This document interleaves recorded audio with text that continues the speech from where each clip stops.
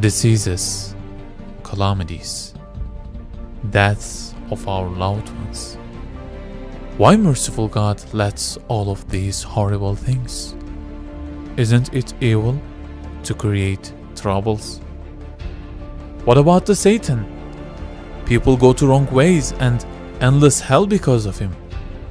He threatens our eternal lives. So, why merciful God lets someone misguide us? Isn't it evil to create Satan?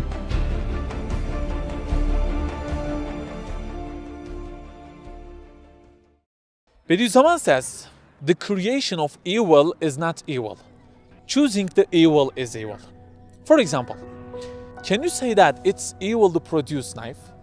You can't say that, right? If you cut an apple with it, it becomes good. And this is the intention of the producer.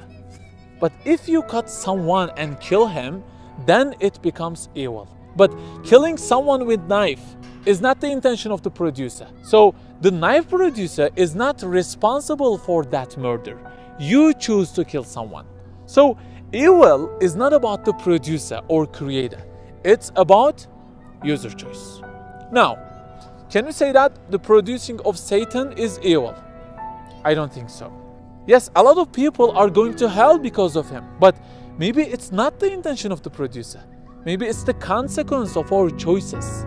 So, what might be the purpose of the Creator to let Satan and the other calamities?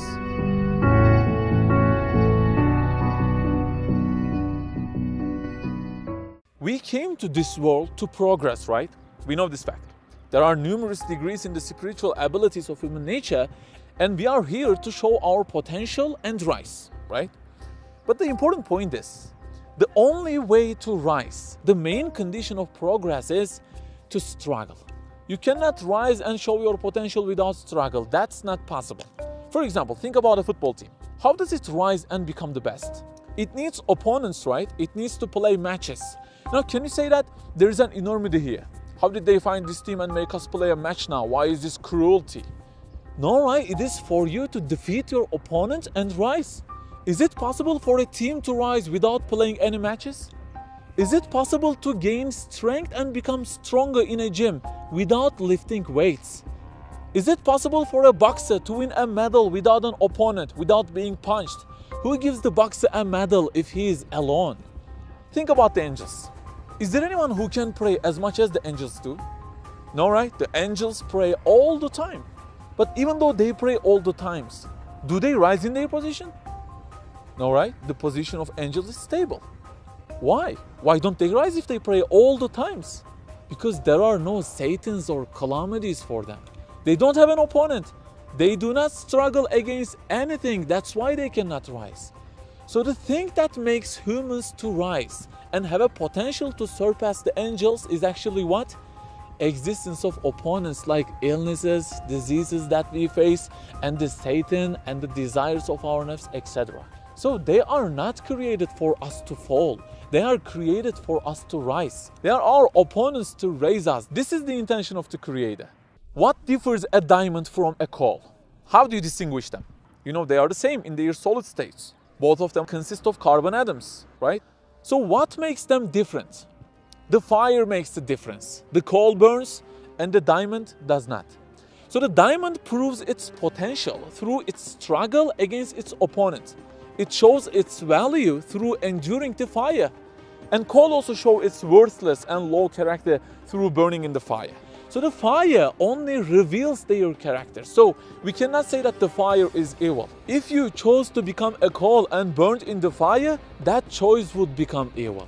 Because you could also choose becoming a diamond and not to burn in the fire. The fire could let you to become more valuable, but you didn't choose it. So what are you, a diamond or a coal? If we can endure the Satan and desires of our nafs and repent our wrong choices in the past, if we take shelter by Allah's side when we face with the calamities like earthquakes, diseases, illnesses, etc., and understand that a lot of bounties had been given to me before this event. The surface had not been quaking, for example, or I had been protected against that disease, right? Because we can only realize a bounty when we face with the opposite of it. Is that correct? So if we realize these missed bounties through those troubles, then all these will raise us and show that we are a diamond. So use the fire to go up. Utilize it. It's over there in order to make you diamond.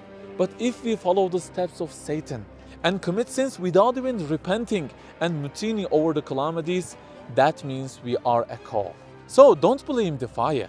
It must be created to reveal diamonds and coals. If there had been no striving and competition, the capability like diamond and coal in the mind of humanity would have remained equal.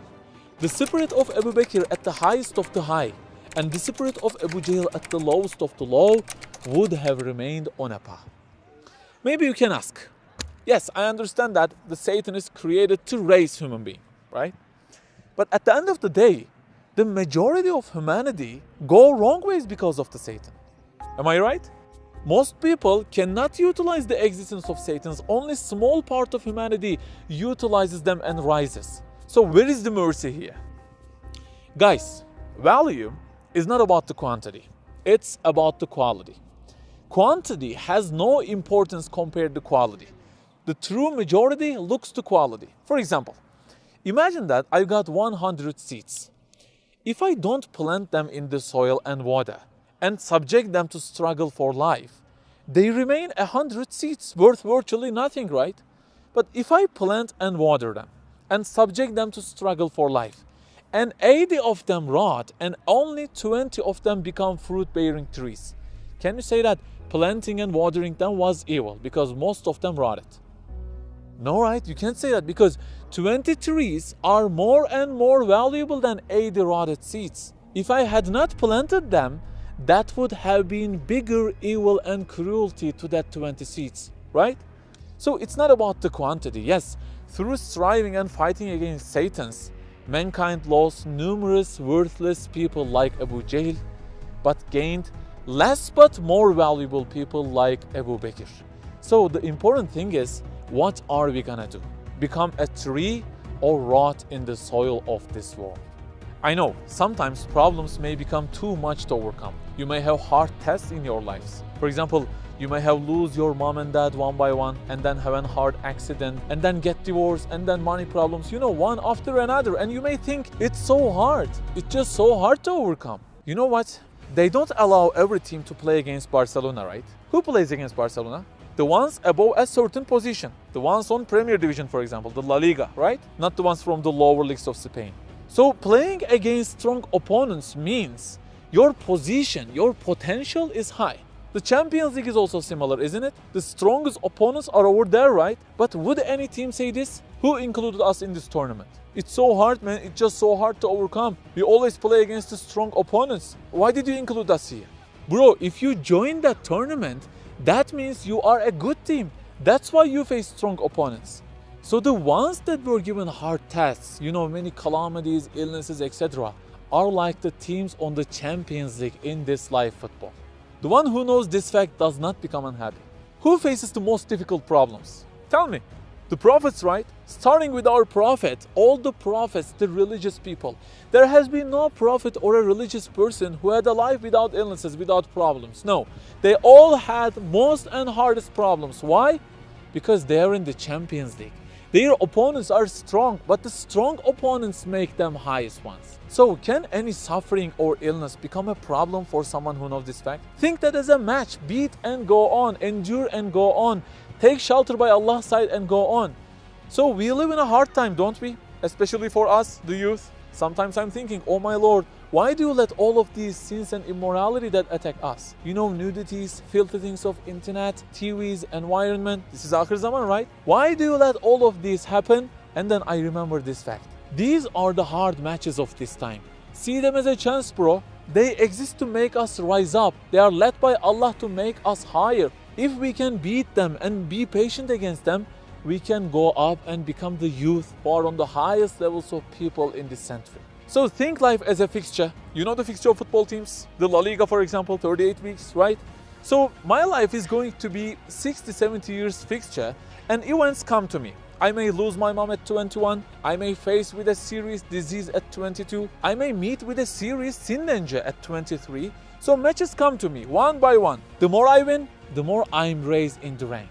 Otherwise, if there had no league and fixture system, the level of Barcelona and Malaga would have remained equal. What make difference? Struggle on the pitch. Who is gonna become coal and who is gonna become diamond? That's the point.